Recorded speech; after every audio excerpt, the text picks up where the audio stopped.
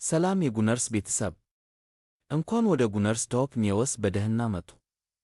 ዛሬ በአርሰናል ዙሪያ እጅግ አሳሳቢ እና አስደሳች የሆኑ የሰበር ዜናዎችን፣ የዝውውር ውሳኔዎችን እና የቡድኑን አጠቃላይ የቅድመ ውድድር ዝግጅት አዳዲስ መረጃዎች ይዘንላችሁ ቀርበናል። የአርሰናል አዲሱ አጥቂ ክሪስቶስ ጾሊስ ዝውውር ይፋ ከሆነ በኋላ ለመጀመሪያ ጊዜ በሚስጥር ጨዋታ ለክለቡ የሚሰለፍበት ጊዜ ታውቋል።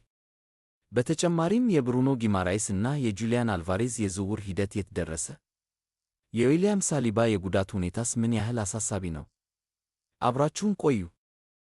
ዛሬ በትልቁ የሚነገረው ታላቅ ዜና የአርሰናል አዲሱ ፈርጥ ክሪስቶስ ጾሊስ ዝውውር ፍጻሜ ማግኘቱ ነው። አርሰናል የ24 ዓመቱን ግሪካዊ የክንፍ አጥቂ ከቤልጂየሙ ክለብ ብሩጅ በ34 ሚሊዮን ፓውንድ (40 ሚሊዮን ዩሮ) የ5 ዓመት ኮንትራት ማዘዋወሩን ይፋ አድርጓል። ጾሊስ ባለፈው የውድድር ዘመን በ52 ጨዋታዎች 22 ጎሎችን በማስቆጠር እና 29 ጎል የሚሆኑ ኳሶችን አመቻችቶ በማመቻቸት የቤልጂየም ሊግ ምርጥ ተጫዋች ተብሎ የተመረጠ ድንቅ ተጫዋች ነው። በአርሰናልም ቁጥር 17 ማሊያን የሚለብስ ይሆናል። የአርሰናል የስፖርት ዳይሬክተር አንድሪያ ቤርታ እንደገለጹት ጾሊስ በግራ ክንፍ እና በግራ አጥቂነት ላይ እጅግ ከፍተኛ አቅም ያለው ፍጥነት እና የጎል ዕድሎችን የመፍጠር ችሎታው ልዩ የሆነ ተጫዋች ነው። የአርሰናል የስፖርት ዳይሬክተር አንድሪያ ቤርታ እንደገለጹት ጾሊስ በግራ ክንፍ እና በግራ አጥቂነት ላይ እጅግ ከፍተኛ አቅም ያለው ፍጥነት እና የጎል ዕድሎችን የመፍጠር ችሎታው ልዩ የሆነ ተጫዋች ነው። እንደ ፋብሪዚዮ ሮማኖ እና ዴቪድ ኦርንስታይን ዘገባዎች ከሆነ አርሰናል ወደ ስፔን አምርቶ ከጂሮና ጋር ነሐሴ 1 ከሚያደርገው የቅድመ ውድድር ዝግጅት ጨዋታ በፊት በሶባህ ሪያልቲ የልምምድ ማዕከል በሚዘጋጅ ዝግ የልምምድ ጨዋታ ላይ ጾሊስ የመጀመሪያ ጨዋታውን እንደሚያደርግ ተረጋግጧል።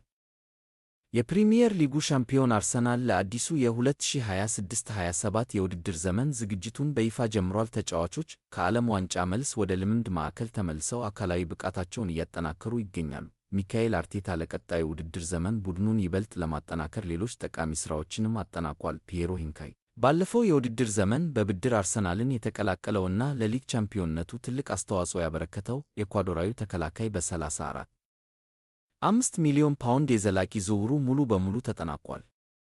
ኢላን መሲሊየር ፈረንሳያዊው ግብ ጠባቂ ከሊድስ ዩናይትድ በነፃ ዝውውር አርሰናልን የተቀላቀለ ሲሆን ለዴቪድ ራያ ጥሩ ተፎካካሪ እንደሚሆን ይጠበቃል።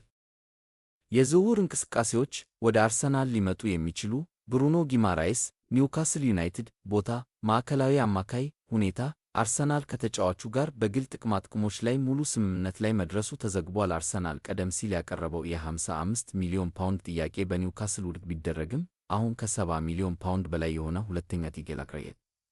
የመረጃው ታማኝነት ደረጃ ጠንካራ ዘገባ ጁሊያን አልቫሬዝ አትሌቲኮ ማድሪድ ቦታ አጥቂ ሁኔታ አርጀንቲናዊው አጥቂ ከአትሌቲኮ ማድሪድ የመውጣት ፍላጎት እንዳለው የተናገረ ሲሆን አርሰናል አጠቃላይ 150 ሚሊዮን ፓውንድ የሚያወጣ የዝውውር ፓኬጅ ለማዘጋጀት እያሰበ ነው። ሆኖም ከባርሴሎና እና ሪያል ማድሪድም ፍላጎት አለ። የመረጃው ታማኝነት ደረጃ ጠንካራ ሪፖርት ያን ዲዮማንዴ አርቢ ላይፕዚግ ቦታ የክንፍ አጥቂ ሁኔታ አርሰናል ስለ ተጫዋቹ ሁኔታ ጥያቄ ያቀረበ ቢሆንም ላይፕዚግ የ85 ሚሊዮን ፓውንድ ጥያቄዎችን ውድቅ ማድረጉ ተነግሯል። የመረጃው ታማኝነት ደረጃ ያልተረጋገጠ ወሬ ከአርሰናል ሊወጡ የሚችሉ አርሰናል አዳዲስ ተጫዋቾችን ለማስፈረም ቦታ እና በጀት ለመፍጠር አንዳንድ ተጫዋቾችን ለመሸጥ እና በብድር ለመስጠት ንግግሮችን እያደረገ ይገኛል።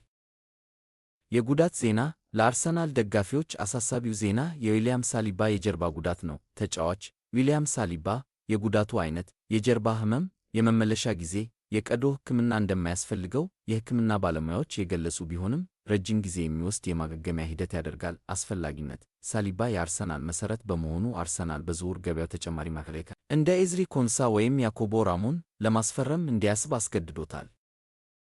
የቀጣይ ጨዋታ ትኩረት አርሰናል የመጀመሪያውን ይፋዊ የቅድመ ውድድር ዘመን ወዳጅነት ጨዋታውን ያደርጋል። ተቃራኒ ቡድን ጂሮና ቀን አገስት 1 2026 ቦታ ኤስታዲ ሙኒሲፓል ደ ሞንቲሊቪ ስፔን። ትኩረት ሚካኤል አርቴታ ለወጣት ተጫዋቾች እና ለአዳዲስ ፈርጦች እንደ ክሪስቶስ ጾሊስ የመጫወት ዕድል የሚሰጥበት እና ታክቲካል ቅርጾችን የሚፈትሽበት ጨዋታ ይሆናል። የባለሙያ ትንታኔ የአርሰናል የስፖርት ዳይሬክተር አንድሪያ ቤርታ እና አሰልጣኝ ሚካኤል አርቴታ እያደረጉ ያሉት የዝውውር እንቅስቃሴ አርሰናል የፕሪሚየር ሊግ ዋንጫውን ለማስጠበቅ እና በቻምፒየንስ ሊጉ እስከ መጨረሻው ለመጓዝ ያለውን ጥልቅ ፍላጎት ያሳያል። የክሪስቶስ ጾሊስ መምጣት እና የብሩኖ ጊማራይስ ንግግሮች አርሰናልን በታክቲክ በኩል የበለጠ ተለዋዋጭ ያደርጉታል። የሳሊባ ጉዳት ፈተና ቢሆንም የፒየሮ ሂንካፒ ቋሚ ዝውውር መረጋገጡ ለቡድኑ ትልቅ መረጋጋትን ይሰጣል። ይህን የአርሰናል አዲስ ዜና እና ትንታኔ ከወደዳችሁት እባካችሁን ቪዲዮውን ላይክ ያድርጉ። አዳዲስ የአርሰናል መረጃዎች እንዳያመልጣችሁ ጆዋንነርስ ታፕ ኒውስን ሰብስክራይብ በማድረግ የደወል ምልክቷን ይጫኑ። በዛሬው የብሩኖ ጊማራይስ እና የጁሊያን አልቫሬዝ የዝውውር ዜና ላይ ያላችሁን አስተያየት በኮመንት ያካፍሉን። ድል ለአርሰናል! እናመሰግናለን።